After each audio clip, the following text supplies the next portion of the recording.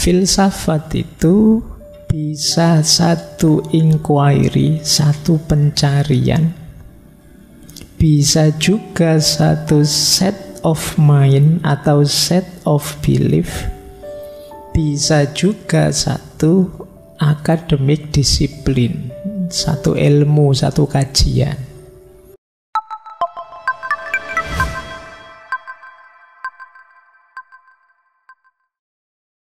Bismillah, mari kita lanjut belajar lagi. Malam hari ini kita nikmati kajian terakhir malam hari ini di tema agama dan filsafat. Bismillah, kita mulai biar tidak lama-lama.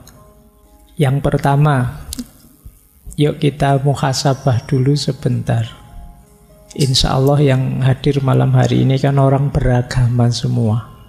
Insya Allah kita orang beragama semua. Coba kita cek, kita itu tipe orang beragama yang seperti apa.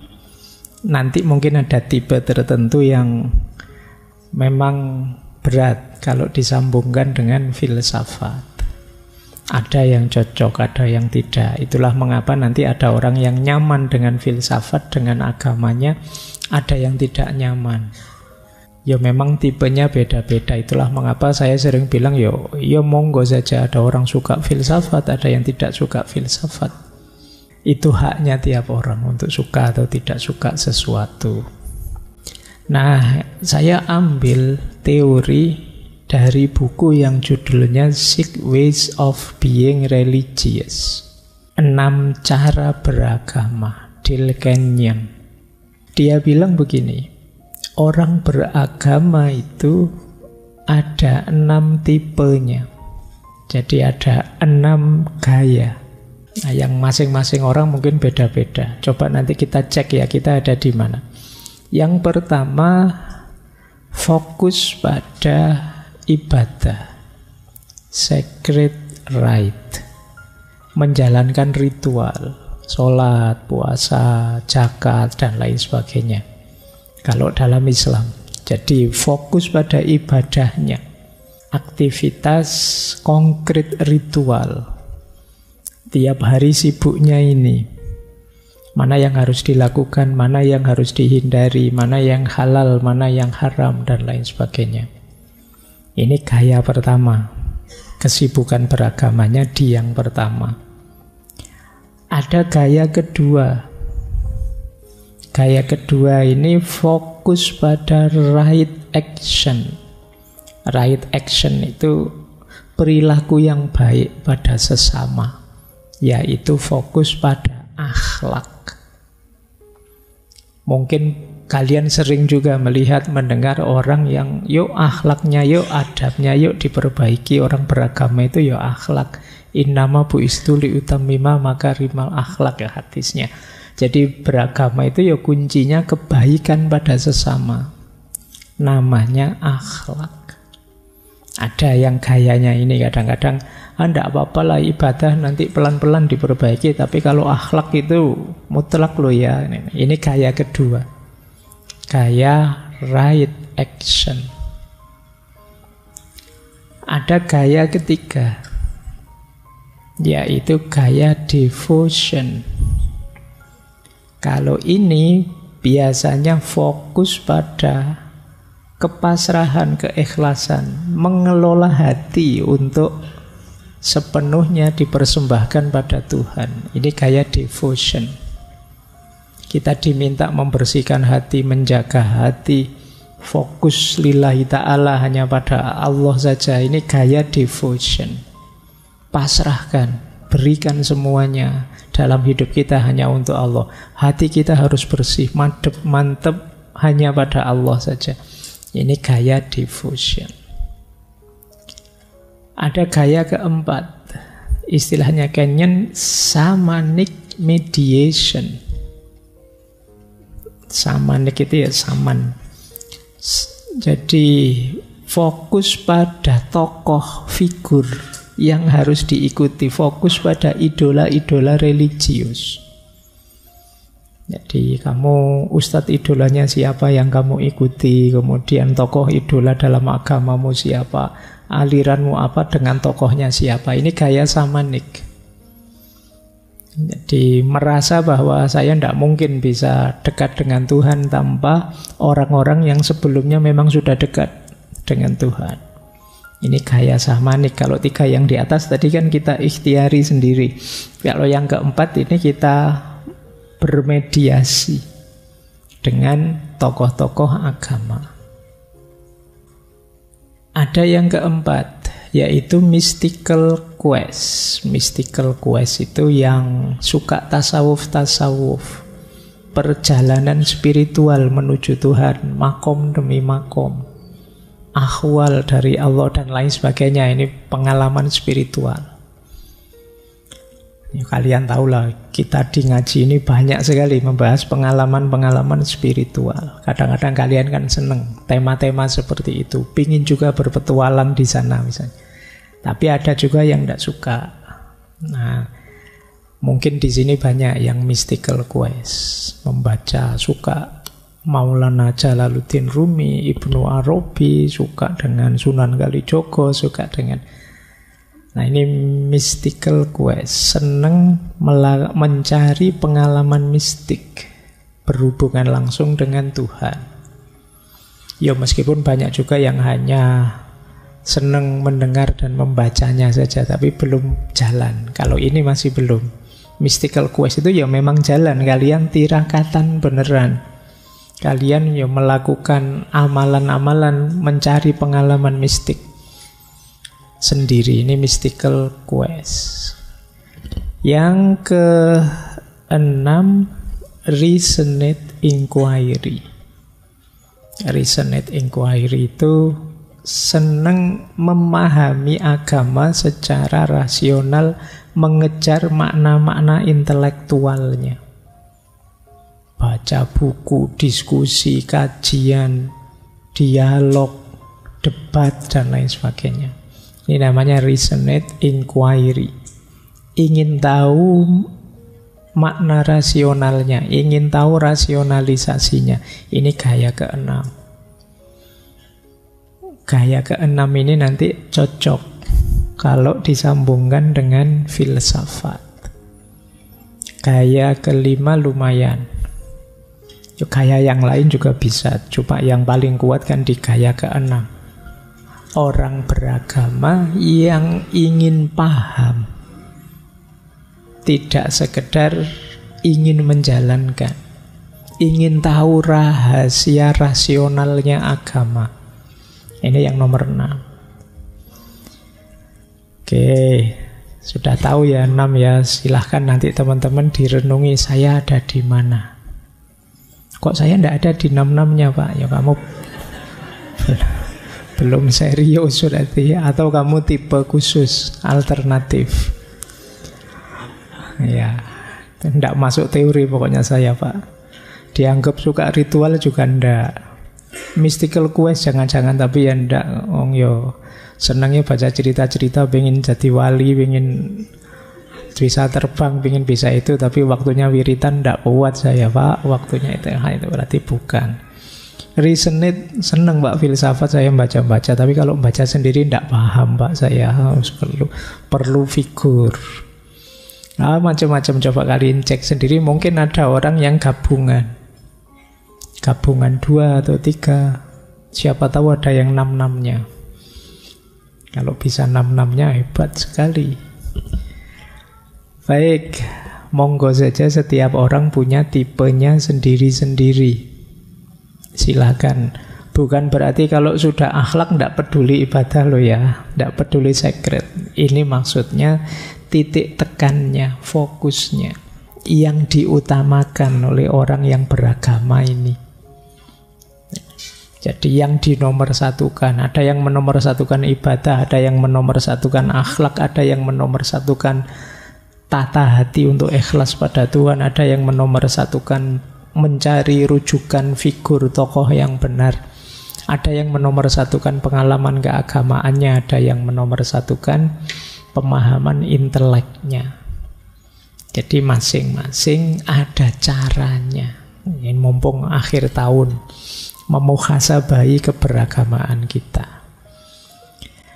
Baik, ini agamanya. Sekarang filsafatnya. Jadi banyak orang ketika mendengar kata filsafat, dia sudah, apa kalau bahasanya anak hari ini ya, ilfil duluan. Mungkin kalian juga begitu sebagian. Ya tidak harus karena menganggapnya sesat, haram, atau kafir. Tapi mungkin ada yang membayangkan mesti ruwet, mesti bulat, mesti susah, kan selalu begitu kesanmu. Tapi sering saya bilang, yuk kita pahami dulu hakikatnya filsafat.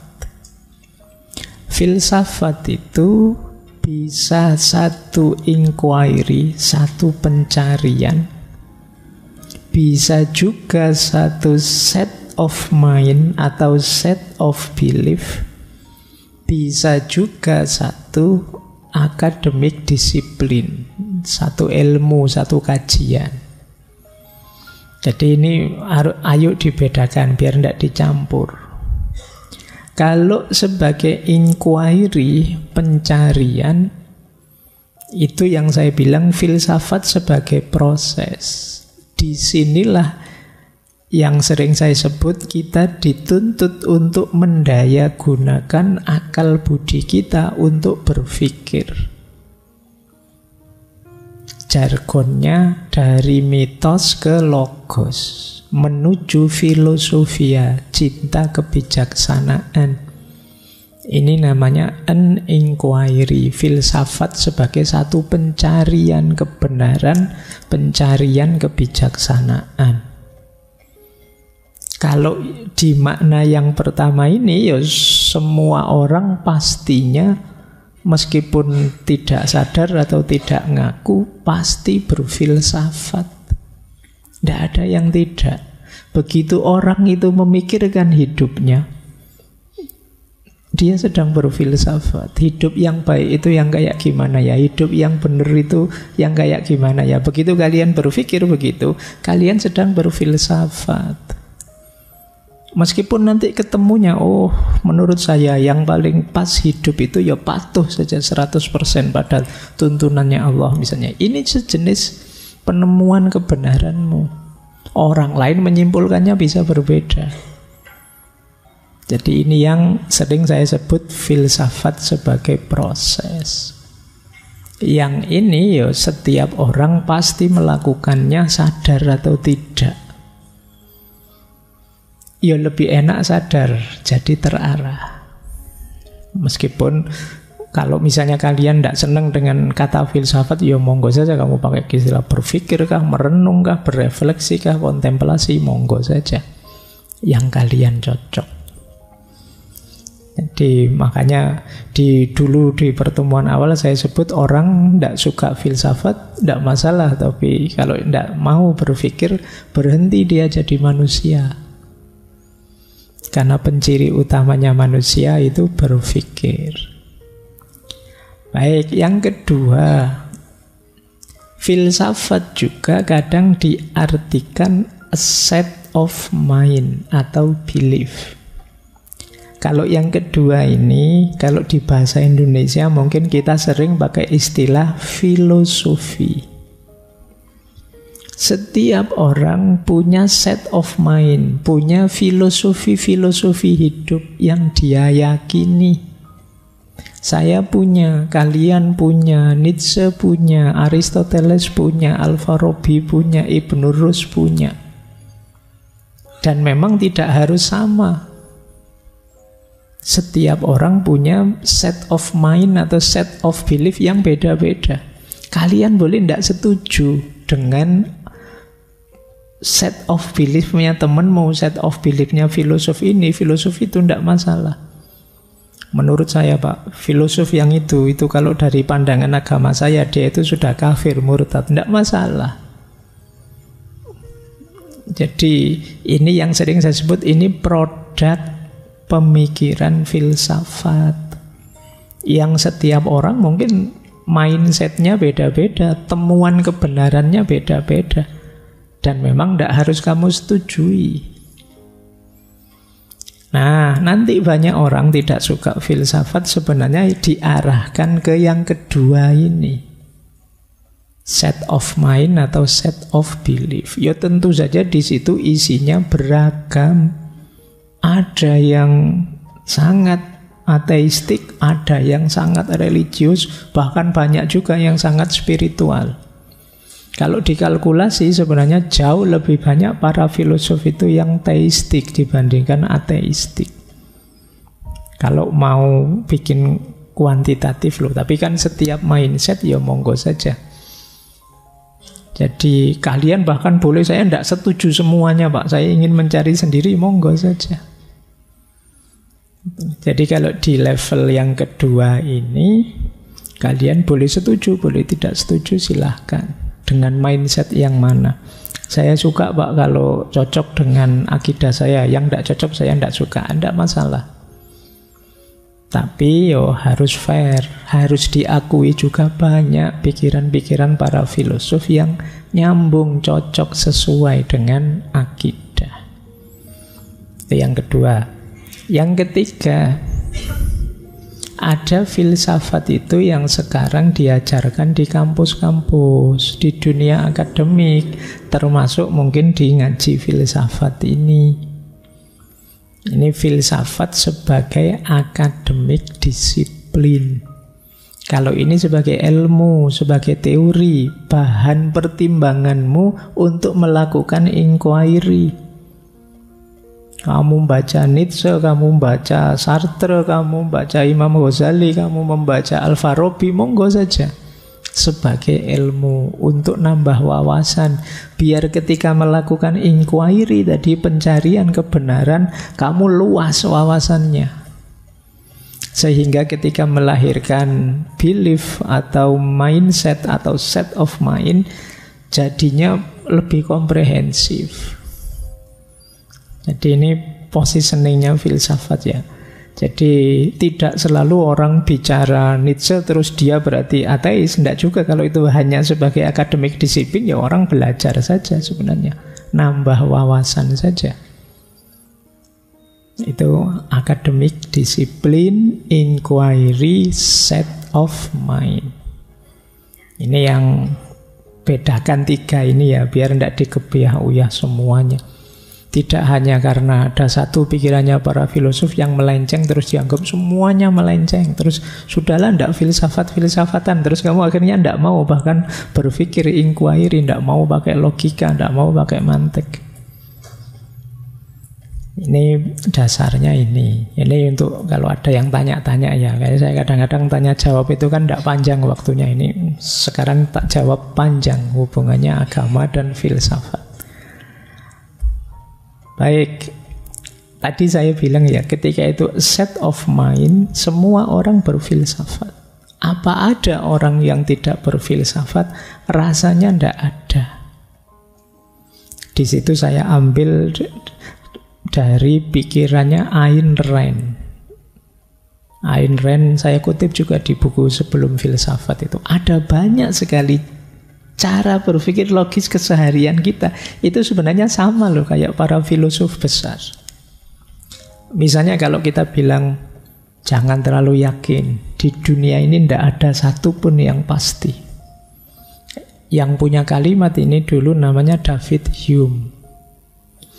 David Hume dengan filsafat empirismenya. Manusia itu sering kaget dengan fakta empiris yang sama sekali tidak sesuai dengan bayangannya.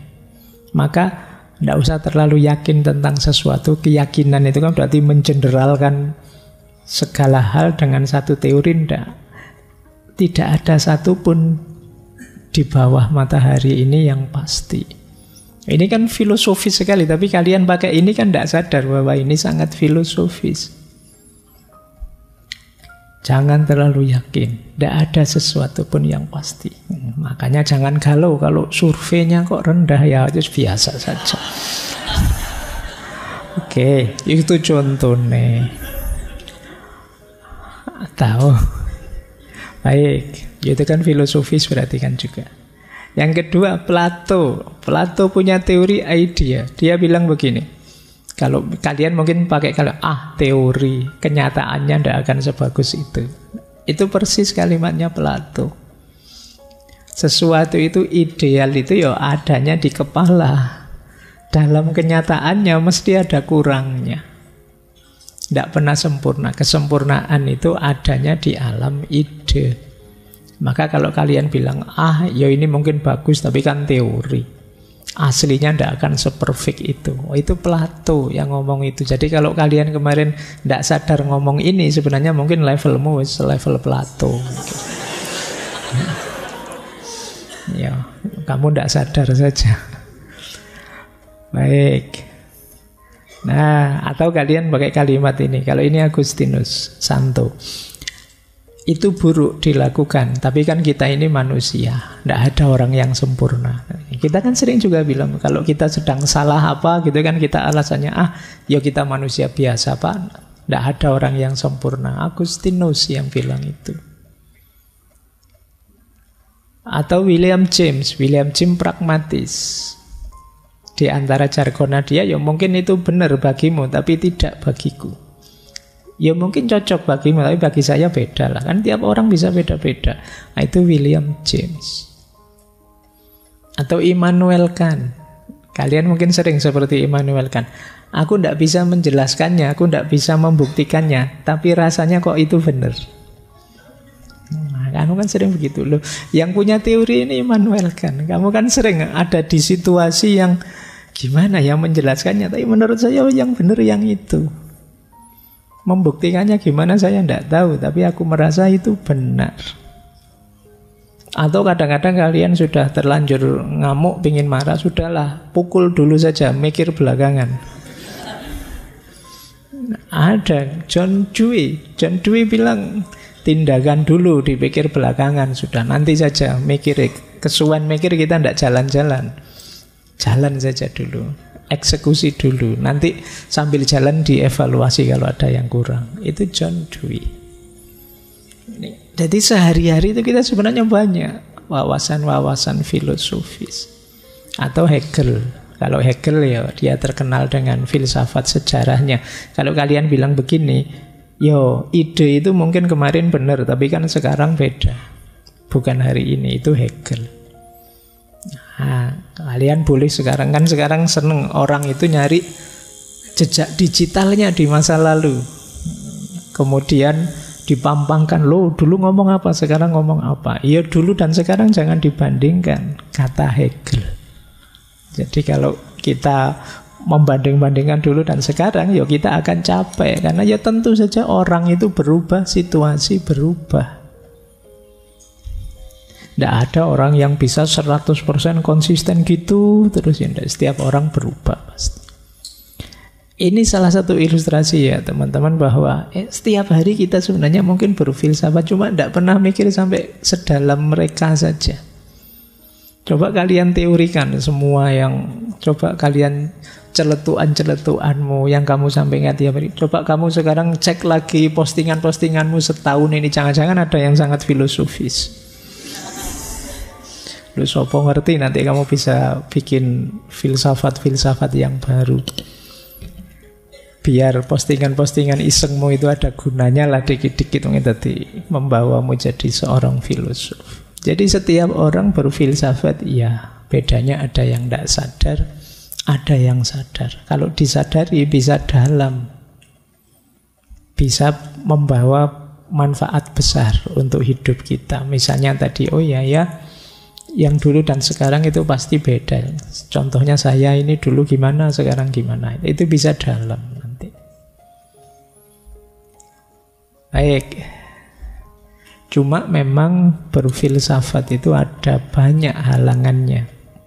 Saya kasih contoh 3, itu beberapa halangan berfilsafat yang sering sekali hari ini kita temui. Yang pertama apa? Ada istilah herd instinct.